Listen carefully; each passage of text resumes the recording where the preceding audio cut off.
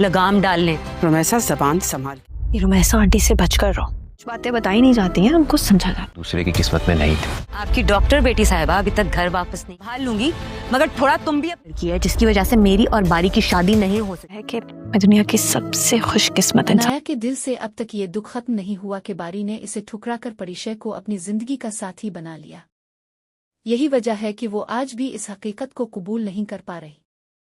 दूसरी तरफ राहिल अपनी बहन को बार बार समझाने की कोशिश कर रहा है कि बारी कभी उसकी किस्मत में था ही नहीं। वो अनाया से कहता है कि कुछ रिश्ते चाहने से नहीं मिलते और बारी अब सिर्फ परिचय का है, इसलिए बेहतर यही है कि वो माजी को भला कर आगे बढ़ने की कोशिश करे। लेकिन अनाया के लिए ये सब मानना आसान नहीं। इसे अब भी लगता है कि परिचय ने इससे इसकी मोहब्बत छीन ली है। इसी नाराजगी और जिद में वो बारी को तकलीफ पहुंचाने का कोई मौका हाथ से जाने नहीं देना चाहती। मगर बारी की परिचय से मोहब्बत इतनी सच्ची और मजबूत है कि अब वो किसी की बातों और साजिशों में आने वाला नहीं।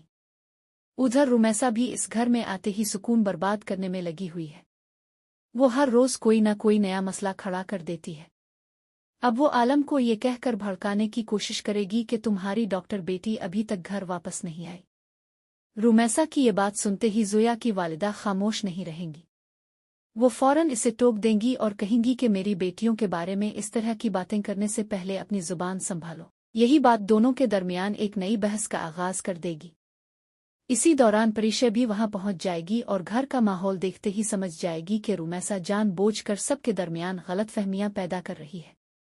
परिचय अपनी बहन को खबरदार करेगी कि रुमैसा से मुहतात रहना, क्योंकि वो न सिर्फ तुम्हारे लिए मुश्किलात पैदा कर सकती है बल्कि तुम्हारी इज्जत और किरदार को भी निशाना बना सकती है।